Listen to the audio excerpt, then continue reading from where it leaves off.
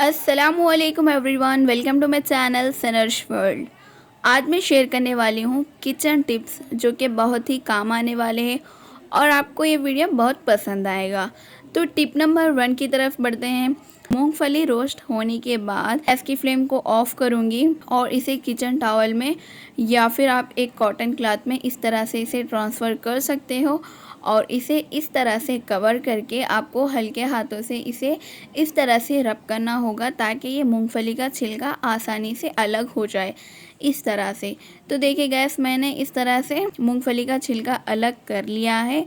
अब हम इसका छिलका इससे अलग इस तरह से करेंगे, जो हम डीप फ्राई करने वाला जो बड़ा स्पून होता है उसमें हम मूंगफली इस तरह से ट्रांसफ़र करेंगे और इसे हम इस तरह से इसका छिलका अलग करेंगे। जैसा कि आप मूंगफली रोस्ट करते हैं उसके बाद मूंगफली का छिलका निकालते हो, तब मूंगफली का छिलका इधर उधर बिखर जाता है। उस तरह से ना बिखरे, इसके लिए आसान सा टिप बता रही हूँ। ये आप एक बार ट्राई करके ज़रूर देखिएगा। बहुत ही जल्द इसका छिलका अलग हो जाएगा और आपका टाइम भी वेस्ट नहीं होगा और जो भी इसका छिलका है इधर उधर बिखरेगा भी नहीं। टिप नंबर 2, देखिए गैस, जो पुदीना होता है इसे हम एक एक पत्ता करके तोड़ते हैं। इससे हमारा टाइम भी ज़्यादा वेस्ट होता है और निकालने भी थोड़ा बहुत मुश्किल होती है। इस तरह का जो बुरखश होता है आपने इसे लेना है और इसके जो होल है ना उसमें एक एक करके आपको इस तरह से इंसर्ट करना है और हल्के हाथों से पीछे से आप इसे खींचोगे तो तब जो इसका पत्ता है वो अलग हो जाएगा। आप चाहो तो इसे एक एक करके इस तरह से कर सकते हो या फिर आप एक साथ 4-5 भी इसके अंदर इंसर्ट करके आप इस तरह से इसका पत्ता अलग कर सकते हो। बड़ी आसानी से ये निकल जाएगा। तो देखिए गैस, जो भी आप ये पत्ता निकालने के लिए आप यूज़ करते हो वो उसका होल जो होता है ना, जो छोटा होना चाहिए, तब जाके अच्छे से निकलेगा। तो देखिए गैस, इसी तरह से करी पत्ता हो या फिर पुदीना हो, जो भी हो आप इसे अलग कर सकते हो। अगर करी पत्ता का जो डंडी होती है वो थोड़ी सी अगर मोटी हो तो आप इस तरह से इसे कट करके इसमें इस तरह से इंसर्ट कीजिएगा। तब इसे हल्के हाथों से इसे नीचे से आप खींचोगे तो ये आराम से इस तरह से निकल जाएगा। ऐसे करने से आपका टाइम भी बचेगा और ये बहुत आसानी से निकल सकता है। तो देखिए गैस, अगर आपके पास ये अवेलेबल हो तो आप इसके साथ इस तरह से इसका पत्ता अलग कर सकते हो।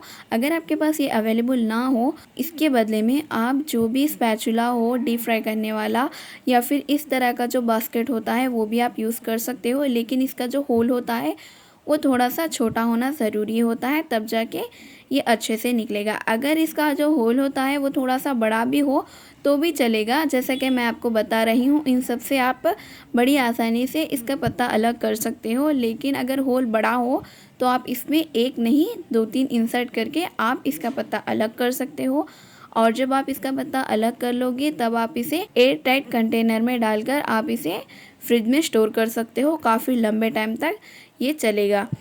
टिप नंबर 3, तो देखिए गैस, दीवार पे इस तरह के जो मार्क्स होते हैं, बच्चे तो शरारती होते हैं, इस तरह के मार्क्स वो किसी भी तरह से डाल ही देते हैं। तो अब हम उसे हटाने के लिए हमें चाहिए बेकिंग सोडा 1 टीस्पून ले लेंगे और इसमें हम 1 टीस्पून पानी ऐड करेंगे और इसे मिक्स करके इस कॉटन क्लॉथ ले लेंगे और इसे इसमें डिप करके हल्के हाथों से इसे इस तरह से रब करेंगे। तो ये जो भी मार्क्स है वो अच्छे से चले जाएगा, चाहे ये पेन का हो या फिर पेंसिल का हो या फिर चाहे कौन सा भी हो, चले जाएगा। लेकिन आपको एक बात का ध्यान रखना ये होगा, जो आप दीवार पे इसे रब करोगे, अगर वो दीवार एशियन पेंट की होगी तो बड़ी आसानी से निकलेगा, या फिर आप चूने की दीवार होगी वो जो मार्क है वो तो हट जाएगा लेकिन वहाँ का जो चूना होता है वो चला जाएगा। इस बात का आपको ख्याल रख तरह से हटा लेना चाहिए। आप चाहो तो दीवार पे हो या फिर कहीं पर भी पेन के जैसे कि मार्क्स पड़ते हैं वहाँ पे दीवारों पे आप इसे हटा सकते हो। यहाँ पर देखिए गैस, जो सिस्टम रखने वाला जो टेबल होता है उसके ऊपर मैंने इस तरह से स्केच से बनाया है। इसे हम उसी तरह से इसका मार्क जो है वो अलग करेंगे, बड़ी आसानी के साथ निकल जाएगा। आप पेन हो या स्केच हो या पेंसिल हो, जो भी हो, आप इस तरह से करके इसके मार्क बड़ी आसानी से अलग कर सकते हो। देखिए गैस, इस तरह हटा लेना चाहिए। टिप नंबर 4, जैसे कि हम कुछ मसाले यूज़ करते हैं या फिर मिल्क पाउडर, कॉफ़ी, जब भी हम इसे यूज़ करते हैं तो थोड़ा बहुत बच जाता है। उसके लिए आप सील करने के लिए इसके ऊपर पिन लगा देते हो या फिर कुछ और तरीक़े से करते हो, इससे प्रॉपरली ये सील नहीं होता है। तो इस तरह से अच्छे से हम प्रॉपरली सील करने के लिए हमें करना क्या चाहिए, आप चाहो तो मोमबत्ती या फिर आप जो अगरबत्ती होती है आप उसे लेकर इसे इसके कॉर्नर्स जला सकते हो, तो उससे अच्छे से सील हो जाएगा। या फिर एक आप एल्यूमिनियम फॉइल हो या फिर आप इस तरह का पेपर इस तरह से कवर करके आयरन अच्छे से हीट होने के बाद हम इस तरह से इसके ऊपर प्रेस करेंगे। जहाँ तक आपको सील करना होगा वहाँ तक आप इसे प्रेस करोगे तो इस तरह से ये सील हो जाएगा अच्छे से। अब इसमें से कोई प्रोडक्ट बाहर नहीं निकलेगा। तो इस तरह से आप इसे सील कर सकते हो और लॉन्ग टाइम तक इसे स्टोर करके रख सकते हो। आप इसे सील नहीं करोगे तो ये ख़राब हो सकता है जो भी इसके अंदर का प्रोडक्ट है, इसीलिए हमें इस तरह से सील करना होगा। ये टिप बहुत ही अच्छा है और आप इसे ज़रूर ट्राई करके देखिएगा। टिप नंबर 5, जो किचन प्लेटफॉर्म होता है या फिर टाइल्स होते हैं या फिर आपका जो मार्बल होता है उसके ऊपर ऑयल अगर गिर जाए तो हमें क्या करना चाहिए, बड़ी आसानी से ऑयल कैसे हटाएंगे। तो देखिए गाइस, इसके ऊपर जब भी ऑयल गिरेगा इसके ऊपर आप मैदा हो या फिर आटा हो इस तरह से आप डस्ट कर लीजिएगा। तो ये डस्ट करने के बाद आप इसे इसी तरह से 5 मिनट के लिए छोड़ दीजिएगा। जब तक आप इसे 5 मिनट तक छोड़ दोगे तब तक जो भी ऑयल है ये पूरा ऑब्जर्व कर लेगा।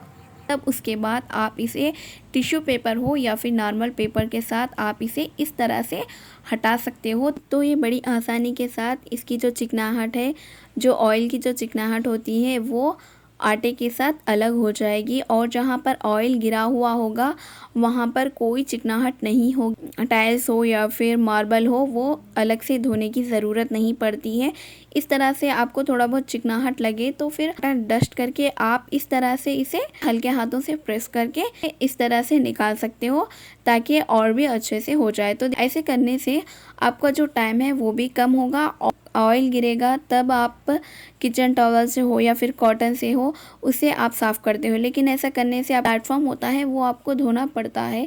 वैसे उस झंझट से बचने के लिए आप इस तरह से करके देखिएगा, ये बहुत ही आपको फ़ायदेमंद टिप होगा। टिप नंबर 6, जब भी हम दूध उबालते हैं तो ये गिरने के चांसेस बहुत होते हैं। अगर आप गैस की फ्लेम को मीडियम पे रखोगे या फिर लो पे रखोगे या फिर हाई फ्लेम पे रखोगे तब आप इस तरह का एक फ्लैट स्पैचुला वुडन का हो या फिर स्टील का हो इस तरह से रख दीजिएगा। जब भी इसमें उबाल आएगी तब ये जो दूध होता है नीचे नहीं गिरेगा। अगर गिर भी जाए दूध तो थोड़ा बहुत ही गिरेगा, जैसा कि 1-2-3 ड्रॉप्स ही इसके नीचे गिरेंगे, ज़्यादा दूध उबलेगा नहीं और गिरेगा नहीं। जैसे ही इसमें उबाल आएगा बस इस तरह से उबलते रहेगा लेकिन नीचे नहीं गिरेगा, बस थोड़े बहुत 2-3 ड्रॉप्स ही गिरेंगे, इससे ज़्यादा नहीं गिरेगा। तो आप जब भी दूध उबालोगे इस तरह के स्पैचुला आप रख सकते हो। चाहे आप दूध हो या फिर आप खाना बनाते हो तब भी आप इस तरह का स्पैचुला रख सकते हो। लेकिन आपको एक बात का ख्याल रखना ज़रूरी होता है, जब भी आप गैस की फ्लेम को मीडियम रखोगे तो मीडियम फ्लेम पर ही आपको स्पैचुला रखना होगा। अगर हाई फ्लेम रखोगे या हाई फ्लेम लो फ्लेम हो या लो फ्लेम, आपको स्पैचुला रख के फ्लेम बढ़ाना नहीं है। जो फ्लेम पे आपको रखोगे उसी फ्लेम पे रखना होगा। ऐसा नहीं है कि आपने गैस पर दूध रख दिया है, गैस को हाई फ्लेम पे आप कर दोगे और स्पैचुला रख दोगे, इसका मतलब ये नहीं है कि दूध नहीं उबलेगा। उबलेगा दूध, लेकिन बस थोड़े से ही ड्रॉप, मानो कि बस थोड़ा सा ही 1-2 ड्रॉप नीचे गिरेंगे, इससे ज़्यादा नहीं गिरेंगे। ये टिप भी आपको बहुत काम आएगी। जैसे कि कभी कभार होता है ना, गैस पर तो रख देते हैं लेकिन भूल जाते हैं, उस टाइम पे आपको स्पैचुला रखने से अगर आप भूल भी जाओ तब दूध नीचे नहीं गिरेगा। ये टिप का ये फ़ायदा है। टिप नंबर 7, जो हम किचन में रखते हैं जो सीज़र होती है वो थोड़ी बहुत ख़राब हो जाती हैं, जैसा कि अच्छे से नहीं चल पाती है इस तरह से। तो देखिए गैस, यहाँ पे मैं क्लॉथ पे कट करके बता रही हूँ, ये बिल्कुल भी नहीं चल रही है, ना ये क्लॉथ पे चल रही है और ना ही ये पेपर पे चल रही है।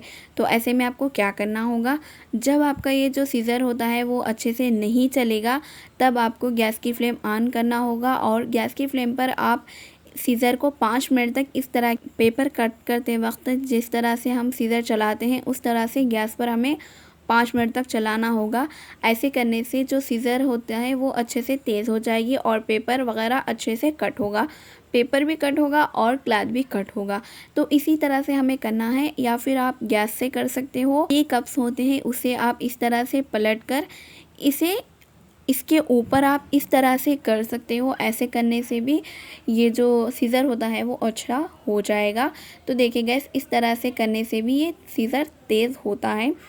तो देखिए गैस, इस तरह से मैं 5 मिनट तक ऐसे करूँगी। या फिर आप जो कद्दूकस करने का जो बुरकश होता है उसे भी आप इस तरह से टी कप के ऊपर रखकर आप उसे भी अच्छे से तेज़ कर सकते हो। ये देखिए गैस, अब ये क्लॉथ भी अच्छे से कट हो रहा है और पेपर भी अच्छे से कट हो रहा है। उम्मीद करती हूँ कि मैंने जो टिप्स बताए हैं वो सारे आपको पसंद आए होंगे। आप इसे ज़रूर ट्राई करके देखिएगा, बहुत ही फ़ायदेमंद टिप्स है और आपको बहुत पसंद आएंगे। अगर आपको ये वीडियो पसंद आए कमेंट करके बताइएगा। इस पर मैं और भी वीडियोस लेकर आऊँगी जो कि किचन टिप्स के बारे में होंगे।